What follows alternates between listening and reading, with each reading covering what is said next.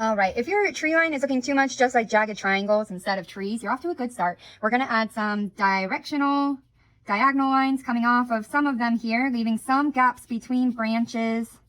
And the nice thing about this style is you can go really, really scratchy really quickly and no one will know the wiser. So don't feel like you have to spend a million hours on these beautiful trees. If it's just the outline, we just want the rough shape.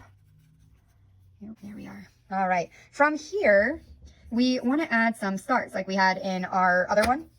So in our other one, we had these beautiful little shooting stars, these tiny stars, and they look a little weird. And I bet you're asking, like, how did she get them like that? So that's where our white paint on your table already provided comes in, and your toothbrush. And so you are going to take this nasty toothbrush. It's definitely one that we wouldn't use for dental purposes anymore.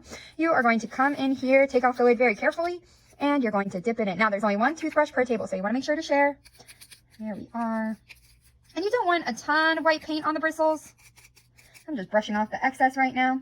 You just want about that much. So see, we can still see some gaps in between the bristles. It's not glooping down off the brush. It's still holding its shape. So from here, we are going to make this motion. We're going to have 2 fingers over the brush and we are going to flick it forward and it's going to shoot some stars onto our mingled wash. And we want it pointed towards the paper for this, about this angle or so. All right, wish us luck. Oh, I'm seeing some good ones. And if you want a little bit more, you can always add more paint. Your fingers are going to get a little messy with this. Don't worry about that too much.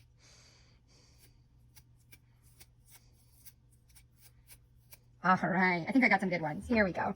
Let's zoom up. They are tiny stars. When you first look at them, they're going to be the ittiest bittiest stars in the galaxy. From there, also on your table, you see I provided you with a detail brush. A detail brush is really, really small, and so that's why I usually keep them hidden away.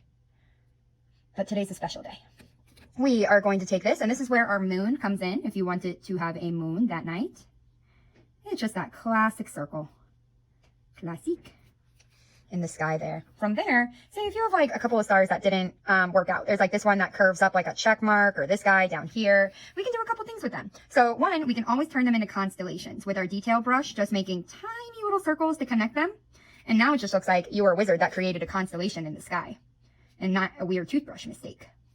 Or if you are brave, we can be like Harry Potter. We can do the swish and flick for a shooting star. So you pick a star and you'll swish and flick like that. Wow. How brave was that? But how beautiful is that? And we'll do it one more time. Why not? I'm going to make its little sister right down here. Press down and flick.